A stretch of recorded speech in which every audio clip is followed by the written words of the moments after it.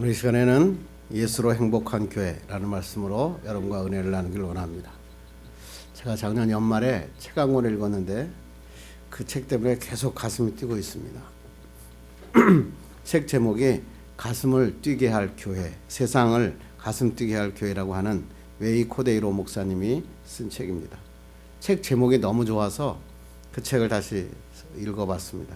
세상을 가슴 뛰게 할 교회는 어떤 교회인가? 이 책에서 이렇게 얘기합니다.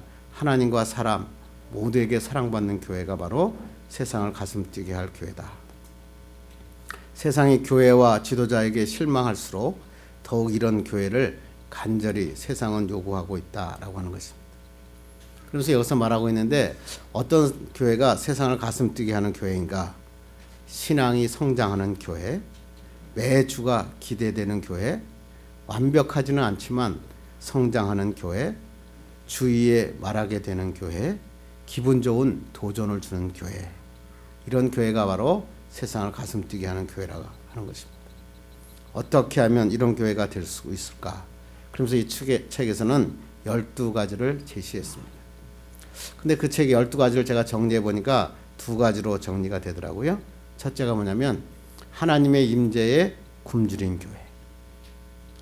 교회가 무엇인가에 대한 정체성을 알고 목숨과 마음을 올인해서 하나님의 임재를 기다리고 굶주리고 바라보는 교회가 하나님의 세상을 가슴 뛰게 하는 교회라는 것입니다. 두 번째는 뭐냐면 나보다 남을 생각하는 교회. 끝까지 가족만큼 끈끈한 사랑을 가진 교회. 그래서 남을 존경하고 남을 사랑하고 남을 서로 포용할 수 있는 교회가 바로 세상을 가슴 뛰게 하는 교회다. 그러면서 이 책에서 이렇게 얘기합니다. 모든 교회가 이런 교회가 될 수 있다. 그러나 저절로 되지는 않는다. 저는 이 책을 읽으면서 많은 생각을 하게 됐습니다. 어떤 사람들이 이렇게 얘기합니다. 이런 교회가 어디 있냐고. 그리고 그런 교회를 찾아다니는 사람도 있습니다. 세상을 가슴 뛰게 할 교회, 좋은 지도자가 있는 교회, 좋은 목사님이 있는 교회, 좋은 성도가 있는 교회, 그 교회가 어디입니까? 그 교회를 찾고 있습니다.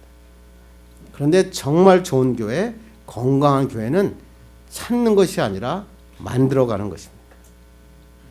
이 책을 읽으면서 저는 우리 꿈의 교회가 이런 교회가 됐으면 좋겠다. 2016년은 세상을 가슴 뛰게 하는 교회, 하나님이 기뻐하시는 교회, 그런 교회가 됐으면 좋겠다. 그래서 오늘 로마서 12장 10절 11절 말씀을 보면서 금년도 꿈의 교회 표를 예수로 행복한 교회라고 정했습니다. 그래서 오늘 이 시간에 예수로 행복한 교회는 어떤 교회인가? 하나님이 기뻐하시는 교회는 어떠한 교회인가? 그런 교회에 대해서 여러분과 말씀을 나누고 1년 한 해 동안은 이 말씀을 한번 생각하면서 살았으면 좋겠다 생각합니다. 하나님이 바라시고 원하시는 가장 바람직한 교회는 어떤 교회라고 여러분 생각하십니까? 답은 간단하죠. 하나님을 기쁘시게 하는 교회입니다.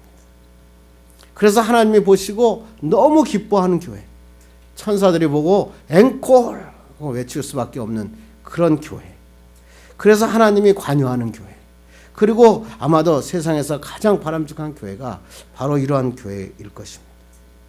그리고 이런 교회는 사람들에게 사랑과 따뜻함을 전하는 교회일 것입니다. 교회에 오면 가족 같은 사랑을 느끼고 서로 존경하고 마음의 미소를 가지고 있는 교회.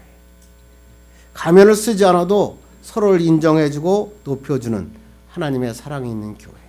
그런 교회였으면 너무 좋겠다. 그래서 세상의 사람들도 교회를 보면서 가슴이 뛰고 나도 저 교회에 동참하는 하나의 일원이 되고 싶다. 예수로 행복한 그 사람들의 얼굴을 보면서 우리도 행복한 삶을 살고 싶다. 이런 교회가 꿈의 교회가 되었으면 하는 마음으로 여러분과 은혜를 나누기를 원합니다. 오늘 본문이 그 말씀입니다. 하나님이 기뻐하시는 교회에 대한 해답을 로마서 12장은 제시하고 있습니다. 어떤 신학자는 로마서 12장은 사도 바울이 쓴 성경 중에서 가장 중요한 성경이다라고 할 정도로 중요한 성경입니다. 왜냐 그러면 로마서 1장부터 11장까지는 나는 죄를 지었고 저주받아 마땅할 것이 하나님의 은혜로 그리스도의 구원을 얻었다라고 하는 것을 계속 적습니다. 나는 핍박자요 회방자였었는데 하나님의 믿음으로 구원을 얻었다. 하나님의 은혜다. 하나님의 은혜다. 그렇게 계속 말씀하시고 난 다음에 그리고 그 구원함을 받은 다음에 성도들은 어떻게 살아야 되느냐. 그러면서 로마서 12장이 시작합니다.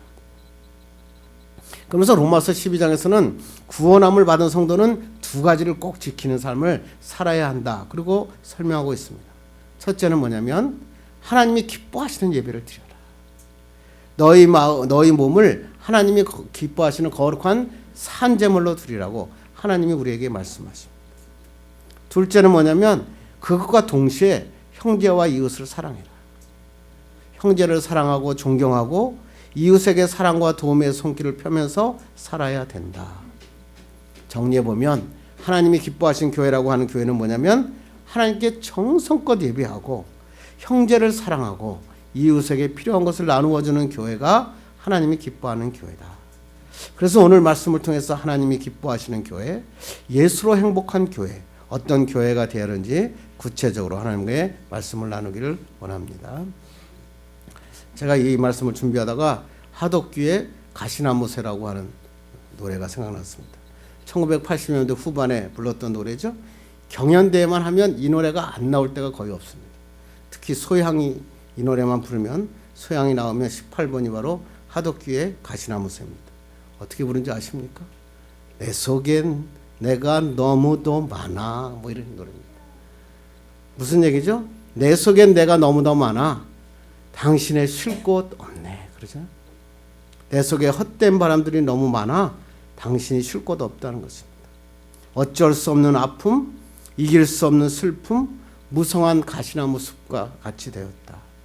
내 속엔 내가 너무나 많아서 마음속에 쉼과 평안이 없고 쓸쓸하고 답답하다라고 하는 노래입니다. 내 마음속에 이기심과 탐욕, 어둠과 슬픔이 너무 많아서 다른 사람을 내 가슴에 담을 공간이 없다라고 하는 노래입니다. 심지어는 예수 그리스도를 믿는 그리스도인이라고 하면서도 살아계신 하나님을 내 가슴에 내 마음에 품을 자리가 없는 그리스도인이 있다고 하는 것입니다. 오늘 예배하는 여러분은 어떠십니까? 여러분 속에 마음속에 하나님이 거할 공간이 계십니까? 다른 사람이 사랑할 수 있는 머무를 수 있는 공간이 있습니까? 아니면 2016년 시작됐는데 세상의 근심과 걱정 또 그것 때문에 너무 힘들어서 마음이 쪼그라들고 있지는 않습니까? 사업은 깨지고 인간관계도 깨지고 심지어는 가족 간의 관계에서도 금이 가고 있지 않습니까? 네, 이럴 때는 누구나 있습니다. 이럴 때 어떻게 여러분은 이 문제를 해결하십니까? 사람들은 이렇게 어려움이 올 때 해결하는 방법은 두 가지가 있더라고요. 첫째는 긍정적인 방법이 있습니다. 친구를 만나서 열심히 떠듭니다. 스폰지를 만나서 스폰지한테 열심히 이야기하면 이런 스트레스가 풀리더라고요. 어떤 사람은 노래방에 가서 실컷 노래를 부릅니다. 우리 딸은 옛날에 공부하다가 한국에 오면 제일 가고 싶은 데가 어디냐면 노래방이라고 그럽니다. 그래서 노래방 가서 자기 동생이랑 가가지고 몇 시간이고 그냥 부릅니다. 그냥 무슨 노래를 부르는지 실컷 부릅니다. 그러면서 아빠 오늘 마음이 후련해요 그러더라고요. 어떤 사람은 운동을 좋아하니까 운동을 갑니다. 나이가 40 넘으면 거의 골프장에 가서 합니다. 골프 치면서 박수 치고 한번 던지고 치는 거 그 재미에 사는 사람도 있습니다. 어떤 사람은 도시를 떠나서 산속에 등산하면서 자연의 길을 마신다고 그럽니다. 네, 아주 좋은 방법입니다. 그런데 부정적인 방법으로 이 문제를 해결하는 사람이 있습니다. 정신을 차리지 못하도록 술에 빠져보는 것입니다. 술은 처음에 먹다가 마시다가 술에 빠지게 돼 있습니다. 이 공식이 떠나지가 않습니다. 그래서 처음에 난 술 조금만 먹어요. 그런데 술을 마시게 되고요. 마시다 보면 빠져서 술 속에서 취해봅니다. 쾌락에 젖어보기도 합니다. 어떤 사람은 도박에 한번 빠져보기도 합니다. 어떤 사람은 일부러 폭력이나 범죄에 가담해가지고 폭력하면서 사회에 반항하는 사람도 있습니다. 심지어는 자기의 목숨을 끊어 자살을 선택하는 사람도 있습니다. 이런 사람만 있는 게 아니라 어떤 사람은 자기에 있는 우상이나 사주팔자 앞에 자기의 인생을 거는 사람도 있습니다. 새로운 도피의 방법을 찾고 싶은 겁니다. 혹시 내가 모르는 새로운 방법이 없을까? 내가 혹시 미래에 대해서 조금 더 먼저 알 수는 없을까? 매년 똑같은 일을 하면서 이게 아니라는 것을 알면서도 그렇게 해야만 걸어가는 것입니다. 그래서 직장에 다녀보니까 어떤 사람은 일간 스포츠에 오늘의 운세를 안 보면 하루를 시작하지 못하는 사람도 있는 것을 봅니다. 자기를 얽매이는 겁니다. 자기의 미래를 바라보려고 쳐다보다가 그것에 얽매여서 인생을 망치는 것입니다. 그렇다면 예수 믿는 우리들은 어떻게 이러한 어려움을 극복할 수 있습니까? 예수 믿는다고 이런 문제들이 피해갑니까? 나에게 어려운 문제가 싹 지나가고 남들은 어려워도 나는 어려우고 나에게 9.12 사태가 나도 예수 믿는 자는 아무것도 안 하고 낫고 그렇습니까? 그렇지 않습니다. 그렇다면 이런 어려운 문제를 해결하는 방법이 뭘까요? 요새 가장 유행하는 사람이 누구예요? 집밥 백선생입니다. 집밥 백선생이 뭐라 그러죠? 아주 쉽죠. 그런다고요. 어떻게 하면 쉽습니까? 이런 해결하는 방법이 뭐예요? 하나님 앞에 나오는 겁니다. 아주 쉽죠. 하나님 앞에 나오면 문제를 이길 수 있는 능력을 우리에게 주시고 새로운 문을 우리에게 열어주십니다. 이렇게 하나님 앞에 나오는 것을 뭐라 그래요? 예배라. 그렇게. 예배를 통해서 하나님의 터치를 경험하는 것입니다. 하나님과의 만남을 경험하는 것입니다. 이걸 어려운 말로 하나님의 임재하심. 하나님의 임재하심을 경험한다. 이렇게 얘기합니다. 그래서 우리는 예배를 통해서 하나님의 임재하심을 갈망하며 기도하고 있는 것입니다. 그래서 오늘 본문 1절에 그 말씀을 이렇게 성경은 얘기하고 있습니다. 읽겠습니다. 그러므로 형제들아 내가 하나님의 모든 자비하심으로 너희를 권하노니 너희 몸을 하나님이 기뻐하시는 거룩한 산제물로 드리라. 이는 너희가 드릴 영적 예배니라. 너희 몸을 하나님이 기뻐하시는 거룩한 산제물로 드려라. 우리가 무엇을 해야 예수로 행복한 교회가 됩니까? 하나님이 기뻐하시는 것을 해야 되는데 여기가 하나님이 기뻐하시는 게 뭐라고 되어 있습니까? 하나님 앞에 예배하는 것이다. 하나님께서 애굽에서 이스라엘 민족을 400만이나 되는 이스라엘 민족을 왜 탈출시켰습니까? 출애굽하셨습니까? 애굽에 나와서 멋진 이스라엘을 건축해라. 돈 많이 벌고 부자가 되어서 잘 먹고 살아라. 그래서 애굽에서 건지신 게 아닙니다. 한번 볼까요? 읽읍시다. 시작. 예수께서 모세에게 이르시되 너는 바로에게 가서 그에게 이르기를 여호와의 말씀에 내 백성을 보내라. 그들이 나를 섬길 것이니라. 섬긴다, 서비스한다, 예배한다 이런 뜻입니다.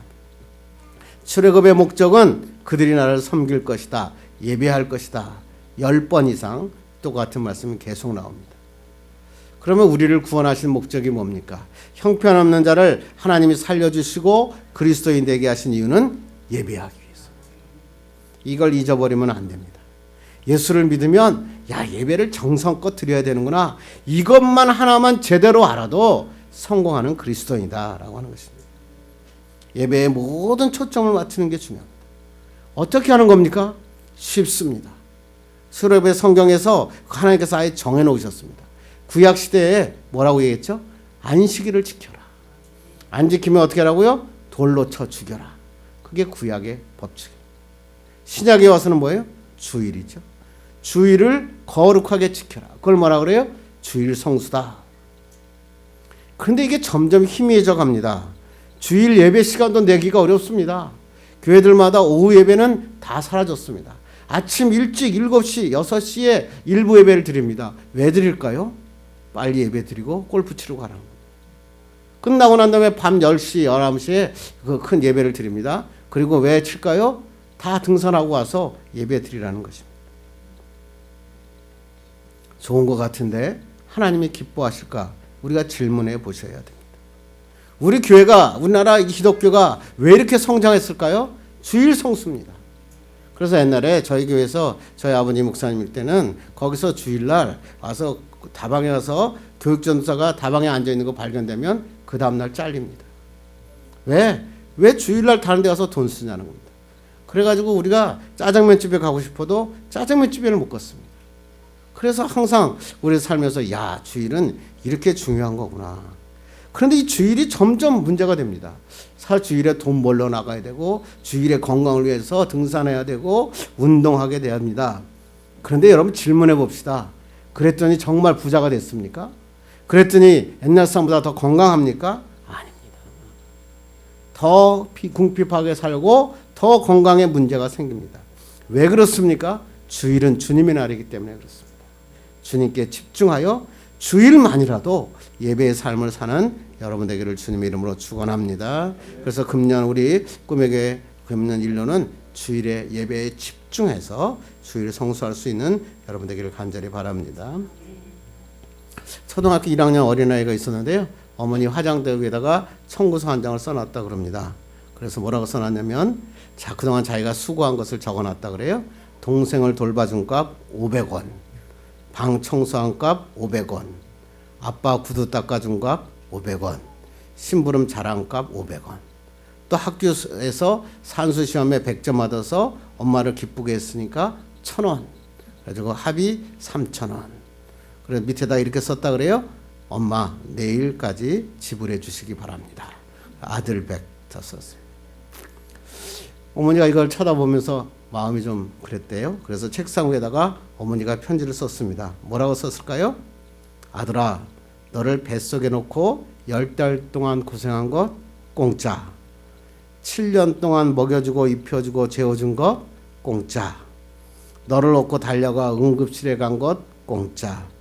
앞으로 너에게 들어갈 학비 다 공짜. 그리고 그 밑에 이렇게 썼다 그럽니다. 얘야, 난 너에게 청구할 것이 하나도 없구나. 아들아, 엄마는 너를 사랑한단다. 무슨 얘기입니까? 세상의 물질과 사랑은 비교할 수 없는 것입니다. 오늘 예배하는 자 중에서도 초등학교 1학년처럼 하나님 앞에 나온 분들이 있다고 하는 것입니다. 하나님, 제가 오늘 다른 데도 갈 수 있었는데요. 오늘 교회 나왔으니까, 예배 드려 나왔으니까 무슨 복 주시겠습니까? 11조 얘가 열심히 드렸으니까 하나님 대박 좀 나게 해 주십시오. 특별 새벽기도 빠지지 않고 하나님 앞에 나와 기도했는데 어떤 복으로 채워주실래요? 그렇게 여러분이 청구서를 썼다고 생각합시다. 하나님께서 뭐라고 얘기했을까요? 야, 너에게 생명 주시고 건강 준 것 공짜다. 평생 들이마실 공기 줬으니 공짜다. 너의 죄를 용서해 줬으니 공짜다. 너를 하나님의 자녀 삼아주신 것 공짜다. 난 너에게 청구할 것이 없구나. 정목사야, 권사님, 집사님, 나는 너를 사랑한단다. 이해가 되십니까? 이분이 바로 하나님이십니다. 이분이 나의 생명을 주시고 나를 살게 하신 그분이 하나님이십니다. 그래서 우리는 기뻐하는 겁니다. 그래서 예배가 감격이 있는 것입니다. 이 자리에 있는 것이 하나님의 은혜가 아니면 불가능하다. 그것을 깨닫는 순간 찬양의 목소리가 터지는 겁니다. 감사가 나오게 되는 겁니다. 기도가 나오는 것입니다. 남들이 보는 게 아니라 하나님과의 관계에 맺어지는 것입니다. 전 직장에서 국가조찬 기도에 티켓 5장이 나왔습니다. 그래가지고 5장에 누가 갈 거냐고 그랬더니 난리가 났습니다. 장로님들이 먼저 내가 가야겠다는 겁니다. 그랬더니 부교육자들이 자기도 가야겠다는 겁니다. 그래서 5장 갖고 서로 싸움이 났습니다. 왜 그럴까요? 국가조차 기도회 가면 누가 나오니까요? 대통령 나오니까. 대통령 얼굴 한번 보겠다는 겁니다. 그리고 남들이 1,6급이라고 하는 사람들이 그 자리에 앉아 있는데 내가 그 자리에 한번 끼워보고 싶다는 것입니다.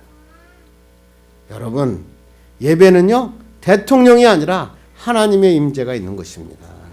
이 자리에 우리가 앉을 수 있습니까? 없지요.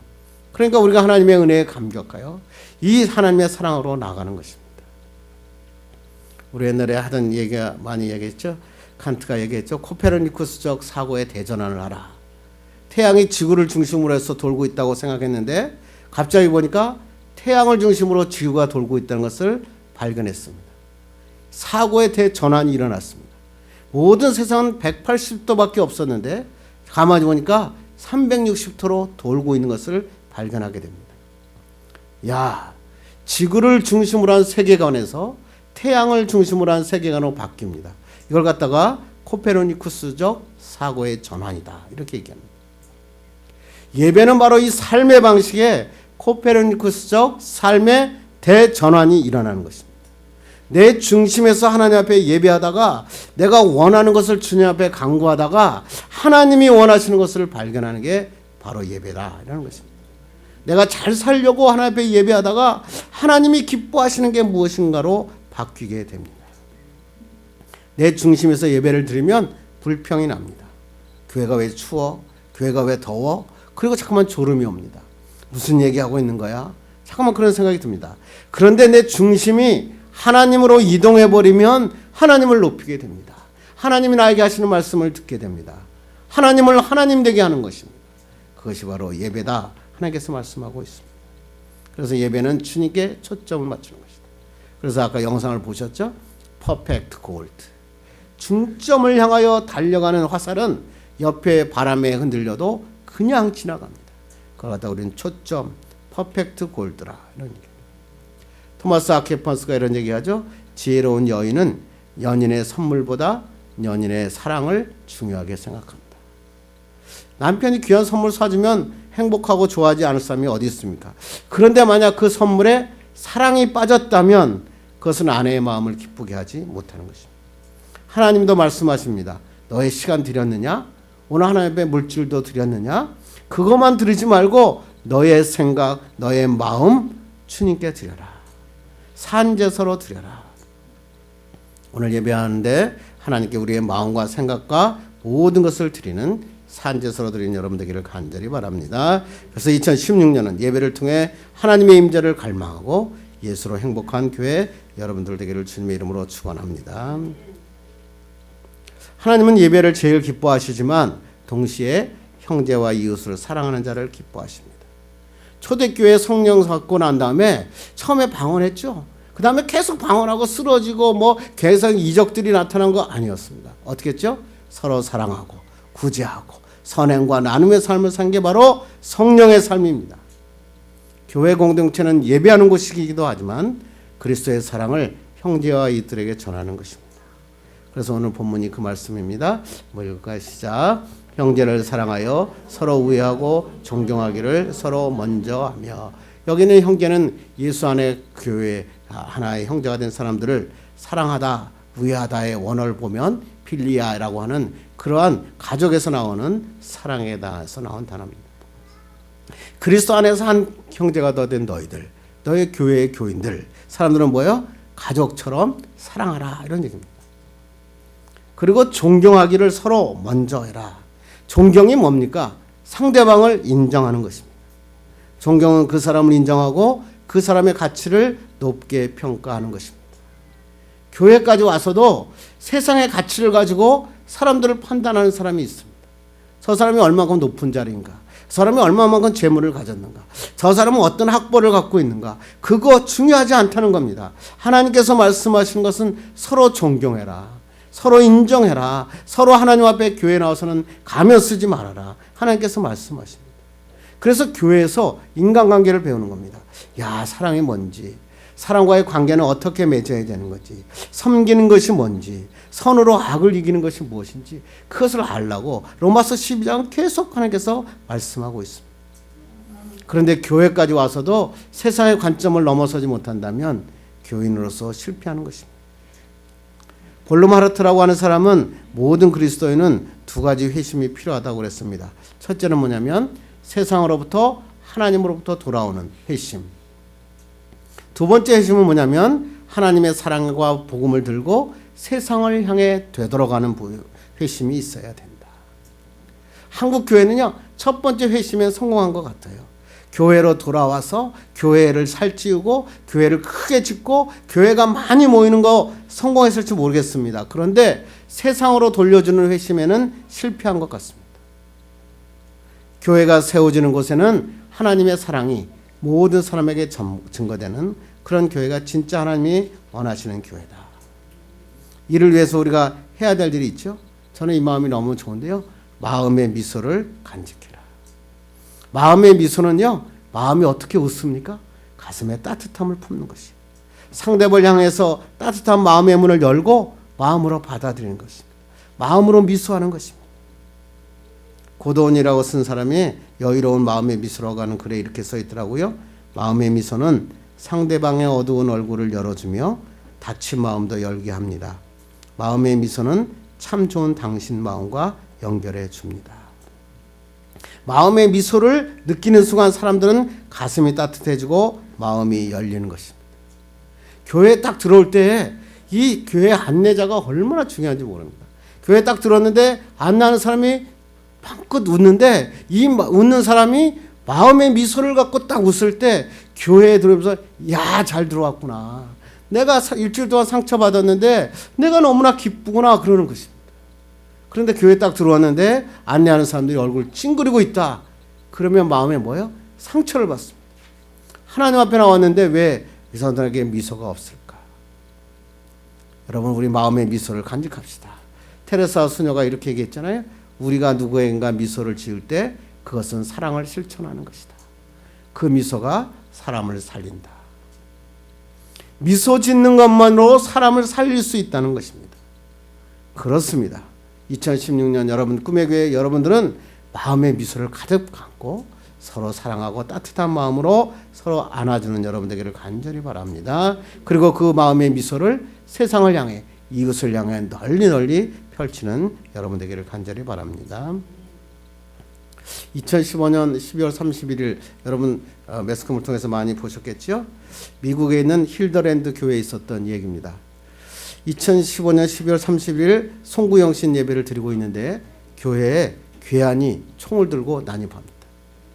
송구영신을 예배를 드리던 성도들이 이것을 보고 머릿속이 하얗게 됐습니다. 설교 중이던 레리 라이트라고 하는 목사님이 있었습니다.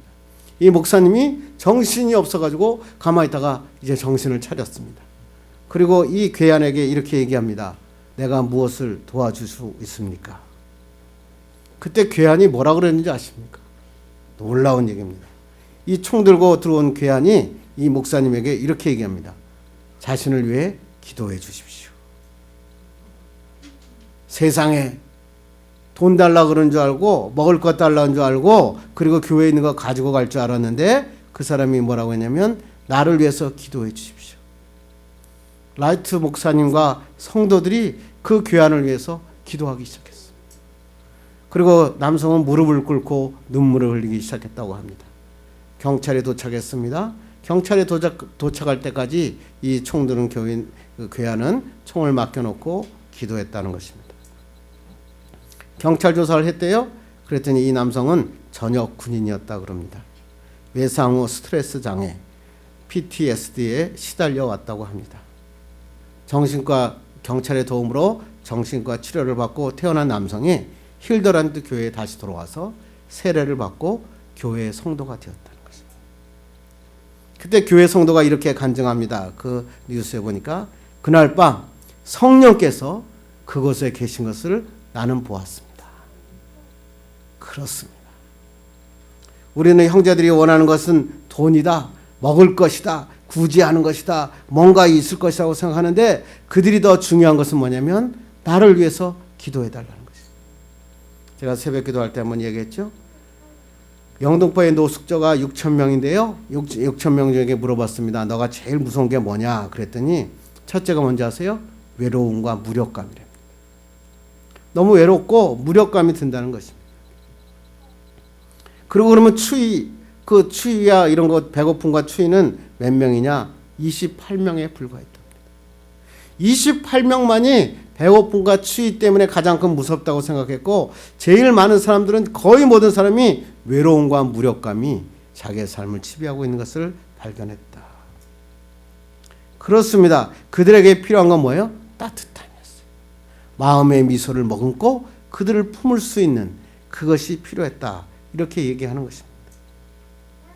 세상의 이웃들은 많은 사람들은 자신을 이해해주고 당신을 인정하게 해주고 당신을 위해서 기도하는 사람을 찾고 있습니다. 뿐만 아니라 진실로 형제를 위해서 기도하면 하나님께서 그 형제에게 응답하여 주십니다. 그래서 우리는 그리스도입니다. 2016년 꿈의 교회 모든 성도들이 서로를 위해서 진실로 기도했으면 좋겠습니다. 마음의 미소를 머금고 예배 끝나고 서로 악수하고 서로를 안을 때 얼굴의 미소가 뿐만 아니라 마음의 미소를 느낄 수 있었으면 좋겠습니다. 이제 말씀을 맺으려고 합니다. 누군가가 이런 얘기를 했습니다. 사랑은 명사가 아니라 동사다. 스티븐 코비가 이 얘기를 하면서 유명한 말이 됐지만 그 전에 이 단어는 많이 나왔던 얘기죠.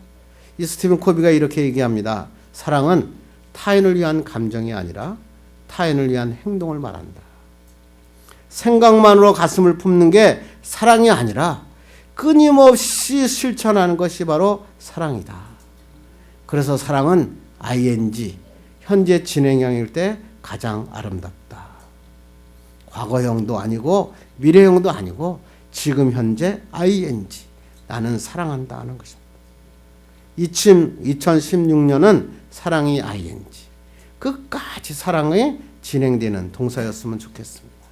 하나님의 꿈의 교회에 오면 이 사랑이 ing, 진행되고 하나님이 기뻐하시는 교회, 하나님의 임재를 갈망하는 교회, 형제와 이웃을 사랑하는 교회가 되기를 주님의 이름으로 축원합니다.